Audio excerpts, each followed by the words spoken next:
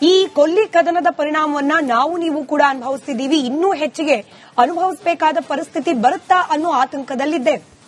ಹೀಗಿರೋ ಸಂದರ್ಭದಲ್ಲಿ ಅಮೆರಿಕ ಕಡೆಯಿಂದ ಬರ್ತಾ ಇರುವ ಸುದ್ದಿಯ ಪ್ರಕಾರ ಅಮೆರಿಕದ ಅಧ್ಯಕ್ಷರಾದ ಡೊನಾಲ್ಡ್ ಟ್ರಂಪ್ ಈ ಯುದ್ಧವನ್ನ ನಿಲ್ಲಿಸುವ ಕಡೆಗೆ ಗಮನವನ್ನ ವಹಿಸ್ತಾ ಇದ್ದಾರಂತೆ.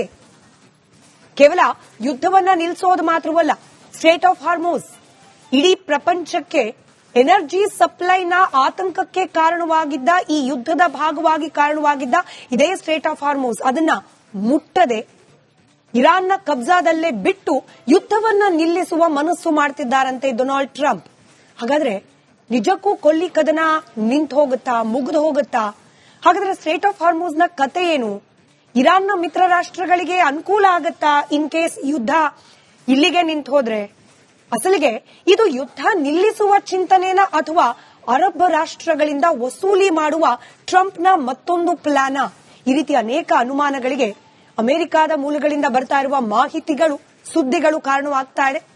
ಈ ಪ್ರಶ್ನೆಗಳಿಗೆ ಉತ್ತರವನ್ನ ಕಂಡುಕೊಳ್ಳುವ ಪ್ರಯತ್ನವನ್ನ ಇವತ್ತಿನ ಮಹಾಭಾರತ ಚರ್ಚಾ ಕಾರ್ಯಕ್ರಮದಲ್ಲಿ ಮಾಡ್ತಾ ಹೋಗೋಣ. ಇದು ಮೋರ್ ಆಫ್ ಯುದ್ಧಕ್ಕೆ ಸಂಬಂಧಪಟ್ಟ ವಿಚಾರ ಆಗಿರೋದ್ರಿಂದ ಇವತ್ತಿನ ಚರ್ಚೆಯಿಂದ ನಾವು ರಾಜಕೀಯ ಪಕ್ಷದ ಪ್ರತಿನಿಧಿಗಳನ್ನ ಹೊರಗಿಟ್ಟು ಕೇವಲ ವಿಶ್ಲೇಷಕರನ್ನ, ಎಕ್ಸ್ಪರ್ಟ್ಗಳನ್ನ ಮಾತ್ರ ಒಳಗೊಂಡು ಚರ್ಚೆಯನ್ನ ಮಾಡ್ತಾ ಇದ್ವಿ.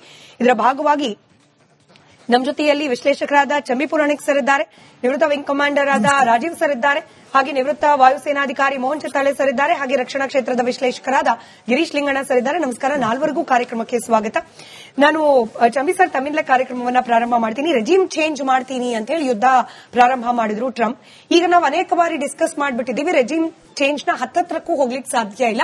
ಕೊಮೇನಿ ಹತ್ಯೆ ಆಯ್ತು, ಬಟ್ ಇನ್ನೊಂದಷ್ಟು ವರ್ಷಗಳ ಕಾಲ ಅದೇ ವಂಶದವರ ಕೈಲಿ ಆಡಳಿತ ಕೊಟ್ಟ ಹಾಗಾಯ್ತು ಇರಾನ್ನದು.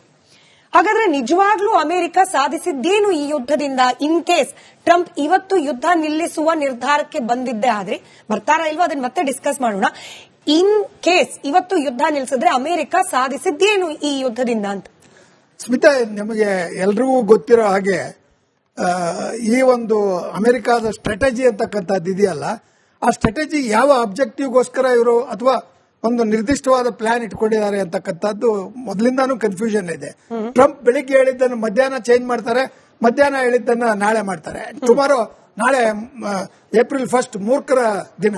ಅವರು ಪ್ರತಿನಿತ್ಯವೂ ಮೂರ್ಖರಂತೆ ತಮ್ಮ ತೀರ್ಮಾನವನ್ನ ಒಂದು ಪ್ರಕಟಿಸ್ತಾ ಇದ್ದಾರೆ, ಅಥವಾ ಒಂದು ರೀತಿಯಲ್ಲಿ ಹತಾಶರಾಗ್ಬಿಟ್ಟಿದ್ದಾರೆ ಅಂತ. ಸೊ ನೀವು ಹೇಳೋದು ಈ ರೆಜಿಮ್ ಚೇಂಜ್ ಅನ್ನೋದು ಹೊರಟೋಯ್ತು. ಈಗ ಅವ್ರಿಗಿರ್ತಕ್ಕಂಥದ್ದು ಏನಂದ್ರೆ, ಹೇಗಾದ್ರೂ ಮಾಡಿ ಒಂದು ಸಂಧಾನಕ್ಕೆ ಇರಾನ್ ಅನ್ನ ಒಂದು ಒಪ್ಪಿಸ್ತಕ್ಕಂಥದ್ದು ಅಥವಾ ಇರಾನ್ ಮೇಲೆ ಪ್ರೆಷರ್ ಆಗ್ತಕ್ಕಂಥದ್ದು ಅಂತ ಮಾಡೋದು ಒಂದು ಪ್ರಯತ್ನ ಇದೆ. ಎರಡನೇದು, ಅವರ ಒಂದು ಸಿದ್ಧತೆಯನ್ನು ನೋಡಿದ್ರೆ ಈಗ ಮಾತಾಡ್ತಾರೆ ಶಾಂತಿಯ ಮಾತುಕತೆ ಅಂತ, ಮತ್ತೆ ಡಿಪ್ಲಾಯ್ಮೆಂಟ್ ಆಫ್ ಫೋರ್ಸಸ್ ಅಂತ ಹೇಳ್ತಾರೆ. ಡಿಪ್ಲಾಯ್ಮೆಂಟ್ ಆಫ್ ಫೋರ್ಸಸ್ ಅಂದ್ರೆ ಯಾವ ಉದ್ದೇಶಕ್ಕೆ? ಫಾರ್ ಕೈಂಡ್ ಆಫ್ ಒಂದು ಸ್ಕೇರ್ ಕ್ರಿಯೇಟ್ ಮಾಡೋದು ಇರಬಹುದು, ಅಥವಾ ಇನ್ಯಾವುದೇ ರೀತಿಯಲ್ಲಿ ಟ್ರಂಪ್ ರವರ ಒಂಥರ ಕ್ವಿಕ್ ಶಾಟಿಕ್ ತೀರ್ಮಾನಗಳಲ್ಲಿ ಆ ಜನರನ್ನ ಅಲ್ಲಿ ಅದರ ಬೂಟ್ಸ್ ಆನ್ ದ ಗ್ರೌಂಡ್ ಅಂತ ಆ ರೀತಿ ಏನಾದ್ರು ಮಾಡ್ಲಿಕ್ಕೆ ಪ್ರಯತ್ನ ಪಡ್ತಾ ಇದೆ. ಯಾರಿಗೂ ಗೊತ್ತಾಗ್ತಾ ಇಲ್ಲ. ಅದರಿಂದ ಇರಾನ್ ಅದಕ್ಕೆ ಏನ್ ಹೇಳಿದೆ ಅಂದ್ರೆ, ನೀವು ಯುದ್ಧಕ್ಕೆ ಬನ್ನಿ, ನಾವು ತಯಾರಿದ್ದೇವೆ ಅಂದ್ರೆ ಏನಾಯ್ತು, ನನ್ನ ಅಂದಾಜಿನ ಪ್ರಕಾರ ಸ್ಮಿತಾ, ಮತ್ತೆ ಎಕ್ಸ್ಪರ್ಟ್ಸ್ ಇದ್ದಾರೆ, ಲಿಂಗಣ್ಣ ಅವರು ಮತ್ತೆ ನಮ್ಮ ಸ್ನೇಹಿತರು ಇದ್ದಾರೆ, ರಾಜೀವ್ ಅವರೆಲ್ಲ ಹೇಳಬೇಕು, 1,00,000 ಅಮೆರಿಕದ ಸೈನಿಕರು land boots on the ground ಮಾಡಿದ್ರು ಸಹ ಇರಾನಿನ ಟೆರೈನ್, ಅಲ್ಲಿರ್ತಕ್ಕಂಥ ಭೌಗೋಳಿಕ ಒಂದು ಪ್ರದೇಶ ಇದೆಯಲ್ಲ, ಅದು ಅತ್ಯಂತ ಕಠಿಣವಾದದ್ದು. ಒಂದು ಕಡೆಗೆ ಸಮುದ್ರ ಇರಬಹುದು ಅಥವಾ ಒಂದು ಜಲಸಂಧಿ ಇರಬಹುದು, ಆದ್ರೆ ಬೇರೆ ಕಡೆಯಿಂದ ಎಲ್ಲ ಕಡೆಯಿಂದ ನೋಡಿದ್ರೆ ಇರಾನ್ ಅಂತಕ್ಕಂಥದ್ದು ವಿಯೆಟ್ನಾಂಗಿಂತಲೂ ಅತ್ಯಂತ ಕಷ್ಟಕರವಾದ್ದು. ಹೇಗೆ ಜಾನ್ಸನ್ ಒಂದು ರೀತಿಯಲ್ಲಿ ಈ ಒಂದು ಕೆಸರಿನಲ್ಲಿ ಕ್ವಾಗ್ಮೈರ್ ಅಂತ ಹೇಳ್ತೀವಲ್ಲ, ಅದರಲ್ಲಿ ಸಿಕ್ಕಾಕೊಂಡ್ರೆ ಹಂಗೆ ಟ್ರಂಪ್ ಈ ಒಂದು ಇದರಲ್ಲಿ ಸಿಕ್ಕಾಕೊಂಡ್ಬಿಟ್ಟಿದ್ದಾರೆ. ಜೊತೆಗೆ ಇನ್ನೊಂದು ದೊಡ್ಡ ದ್ವಂದ್ವ ಅಥವಾ ಚಾಲೆಂಜ್ ಏನಂದ್ರೆ, ಇದಕ್ಕೆ ಇಸ್ರೇಲ್ ಒಪ್ಪಿಗೆಯನ್ನು ಕೊಡ್ತಾ ಇಲ್ಲ. ಇಸ್ರೇಲ್ ಈ ಕಡೆಗೆ ಲೆಬನಾನ್ ಮೇಲೆ ಅಟ್ಯಾಕ್ ಮಾಡ್ತಾ ಇದೆ, ಮತ್ತೆ ಇರಾನ್ ಮೇಲೆ ಅಟ್ಯಾಕ್ ಮಾಡ್ತಾ ಇದೆ, ಟ್ರಂಪ್ ಮಾತು ಕೇಳ್ತಾ ಇಲ್ಲ. ಆದ್ರಿಂದ ಇಲ್ಲಿ ಒಂದ್ ರೀತಿ ಗೊಂದಲ ಇರೋದನ್ನ ಒಂದ್ ರೀತಿ ನೋಡ್ತಾ ಇದೆ. ನೀವು ನೆಕ್ಸ್ಟ್ ಪಾಯಿಂಟ್ ಅದಕ್ಕೆ ಹೋಗೋಕ್ ಮುಂಚೆ Trump, if I am correct, ಈ ಯುದ್ಧದ ಹಂತದಲ್ಲೇ ಹೇಳಿದ್ರು ಮತ್ತೊಂದು ವಿಯೆಟ್ನಾಂ ಆದ್ರೂ ಕೂಡ ಚಿಂತೆ ಇಲ್ಲ ನಮಗೆ, ನಾವು ಯುದ್ಧವನ್ನು ಮುಂದುವರಿಸ್ತೀವಿ ಅನ್ನೋ ಹೇಳಿಕೆ ಟ್ರಂಪ್ ಇಂದಾನೆ ಬಂದಿತ್ತು.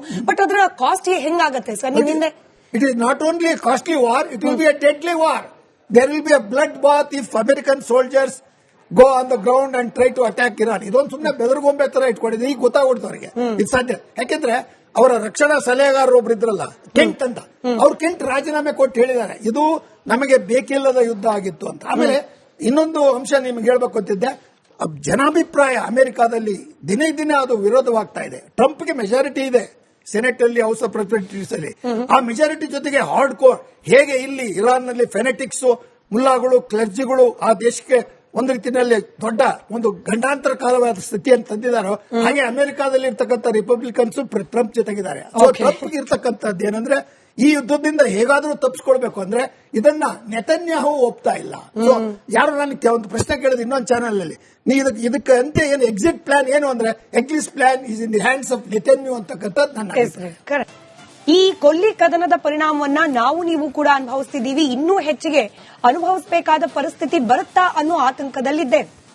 ಹೀಗಿರೋ ಸಂದರ್ಭದಲ್ಲಿ ಅಮೆರಿಕ ಕಡೆಯಿಂದ ಬರ್ತಾ ಇರುವ ಸುದ್ದಿಯ ಪ್ರಕಾರ ಅಮೆರಿಕದ ಅಧ್ಯಕ್ಷರಾದ ಡೊನಾಲ್ಡ್ ಟ್ರಂಪ್ ಈ ಯುದ್ಧವನ್ನ ನಿಲ್ಲಿಸುವ ಕಡೆಗೆ ಗಮನವನ್ನ ವಹಿಸ್ತಾ ಇದ್ದಾರಂತೆ.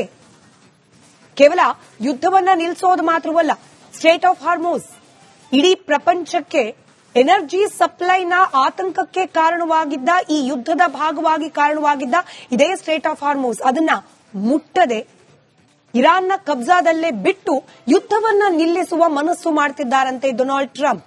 ಹಾಗಾದ್ರೆ ನಿಜಕ್ಕೂ ಕೊಲ್ಲಿ ಕದನ ನಿಂತು ಹೋಗುತ್ತಾ, ಮುಗಿದು ಹೋಗುತ್ತಾ? ಹಾಗಾದ್ರೆ ಸ್ಟ್ರೇಟ್ ಆಫ್ ಹಾರ್ಮೋಸ್ ನ ಕತೆ ಏನು? ಇರಾನ್ನ ಮಿತ್ರ ರಾಷ್ಟ್ರಗಳಿಗೆ ಅನುಕೂಲ ಆಗುತ್ತಾ ಇನ್ ಕೇಸ್ ಯುದ್ಧ ಇಲ್ಲಿಗೆ ನಿಂತು ಹೋದ್ರೆ? ಅಸಲಿಗೆ ಇದು ಯುದ್ಧ ನಿಲ್ಲಿಸುವ ಚಿಂತನೆನ ಅಥವಾ ಅರಬ್ ರಾಷ್ಟ್ರಗಳಿಂದ ವಸೂಲಿ ಮಾಡುವ ಟ್ರಂಪ್ನ ಮತ್ತೊಂದು ಪ್ಲಾನ? ಈ ರೀತಿ ಅನೇಕ ಅನುಮಾನಗಳಿಗೆ ಅಮೆರಿಕದ ಮೂಲಗಳಿಂದ ಬರ್ತಾ ಇರುವ ಮಾಹಿತಿಗಳು, ಸುದ್ದಿಗಳು ಕಾರಣವಾಗ್ತಾ ಇದೆ. ಈ ಪ್ರಶ್ನೆಗಳಿಗೆ ಉತ್ತರವನ್ನ ಕಂಡುಕೊಳ್ಳುವ ಪ್ರಯತ್ನವನ್ನ ಇವತ್ತಿನ ಮಹಾಭಾರತ ಚರ್ಚಾ ಕಾರ್ಯಕ್ರಮದಲ್ಲಿ ಮಾಡ್ತಾ ಹೋಗೋಣ. ಇದು ಮೋರ್ ಆಫ್ ಯುದ್ಧಕ್ಕೆ ಸಂಬಂಧಪಟ್ಟ ವಿಚಾರ ಆಗಿರೋದ್ರಿಂದ ಇವತ್ತಿನ ಚರ್ಚೆಯಿಂದ ನಾವು ರಾಜಕೀಯ ಪಕ್ಷದ ಪ್ರತಿನಿಧಿಗಳನ್ನ ಹೊರಗಿಟ್ಟು ಕೇವಲ ವಿಶ್ಲೇಷಕರನ್ನ, ಎಕ್ಸ್ಪರ್ಟ್ಗಳನ್ನ ಮಾತ್ರ ಒಳಗೊಂಡು ಚರ್ಚೆಯನ್ನ ಮಾಡ್ತಾ ಇದ್ವಿ. ಇದರ ಭಾಗವಾಗಿ ನಮ್ಮ ಜೊತೆಯಲ್ಲಿ ವಿಶ್ಲೇಷಕರಾದ ಚಂಬಿ ಪುರಾಣಿಕ್ ಸರ್ ಇದ್ದಾರೆ, ನಿವೃತ್ತ ವಿಂಗ್ ಕಮಾಂಡರ್ ಆದ ರಾಜೀವ್ ಸರ್ ಇದ್ದಾರೆ, ಹಾಗೆ ನಿವೃತ್ತ ವಾಯುಸೇನಾಧಿಕಾರಿ ಮೋಹನ್ ಚಿತ್ತಾಲೆ ಸರ್ ಇದ್ದಾರೆ, ಹಾಗೆ ರಕ್ಷಣಾ ಕ್ಷೇತ್ರದ ವಿಶ್ಲೇಷಕರಾದ ಗಿರೀಶ್ ಲಿಂಗಣ್ಣ ಸರ್ ಇದ್ದಾರೆ. ನಮಸ್ಕಾರ, ನಾಲ್ವರಿಗೂ ಕಾರ್ಯಕ್ರಮಕ್ಕೆ ಸ್ವಾಗತ. ನಾನು ಚಂಬಿ ಸರ್ ತಮ್ಮಿಂದಲೇ ಕಾರ್ಯಕ್ರಮವನ್ನ ಪ್ರಾರಂಭ ಮಾಡ್ತೀನಿ. ರೆಜಿಮ್ ಚೇಂಜ್ ಮಾಡ್ತೀನಿ ಅಂತ ಹೇಳಿ ಯುದ್ಧ ಪ್ರಾರಂಭ ಮಾಡಿದ್ರು ಟ್ರಂಪ್. ಈಗ ನಾವು ಅನೇಕ ಬಾರಿ ಡಿಸ್ಕಸ್ ಮಾಡ್ಬಿಟ್ಟಿದ್ದೀವಿ, ರೆಜಿಮ್ ಚೇಂಜ್ ನ ಹತ್ತತ್ರಕ್ಕೂ ಹೋಗ್ಲಿಕ್ಕೆ ಸಾಧ್ಯ ಇಲ್ಲ. ಖೊಮೇನಿ ಹತ್ಯೆ ಆಯ್ತು, ಬಟ್ ಇನ್ನೊಂದಷ್ಟು ವರ್ಷಗಳ ಕಾಲ ಅದೇ ವಂಶದವರ ಕೈಲಿ ಆಡಳಿತ ಕೊಟ್ಟ ಹಾಗಾಯ್ತು ಇರಾನ್ನದು. ಹಾಗಾದ್ರೆ ನಿಜವಾಗ್ಲೂ ಅಮೆರಿಕ ಸಾಧಿಸಿದ್ದೇನು ಈ ಯುದ್ಧದಿಂದ? ಇನ್ ಕೇಸ್ ಟ್ರಂಪ್ ಇವತ್ತು ಯುದ್ಧ ನಿಲ್ಲಿಸುವ ನಿರ್ಧಾರಕ್ಕೆ ಬಂದಿದ್ದೇ ಆದ್ರೆ, ಬರ್ತಾರಾ ಇಲ್ವೋ ಅದನ್ನ ಮತ್ತೆ ಡಿಸ್ಕಸ್ ಮಾಡೋಣ. ಇನ್ ಕೇಸ್ ಇವತ್ತು ಯುದ್ಧ ನಿಲ್ಲಿಸಿದ್ರೆ ಅಮೆರಿಕ ಸಾಧಿಸಿದ್ದೇನು ಈ ಯುದ್ಧದಿಂದ ಅಂತ?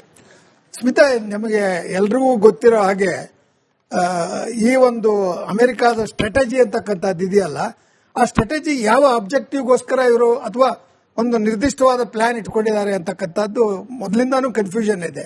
ಟ್ರಂಪ್ ಬೆಳಿಗ್ಗೆ ಹೇಳಿದ್ದನ್ನು ಮಧ್ಯಾಹ್ನ ಚೇಂಜ್ ಮಾಡ್ತಾರೆ, ಮಧ್ಯಾಹ್ನ ಹೇಳಿದ್ದನ್ನ ನಾಳೆ ಮಾಡ್ತಾರೆ. ಸುಮಾರು ನಾಳೆ ಏಪ್ರಿಲ್ 1 ಮೂರ್ಖರ ದಿನ.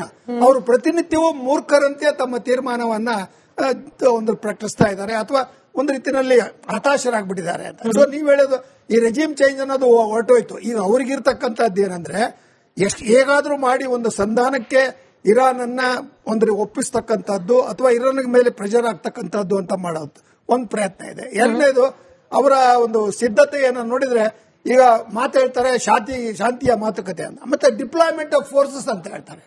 ಡಿಪ್ಲಾಯ್ಮೆಂಟ್ ಆಫ್ ಫೋರ್ಸಸ್ ಅಂದ್ರೆ ಯಾವ ಉದ್ದೇಶಕ್ಕೆ?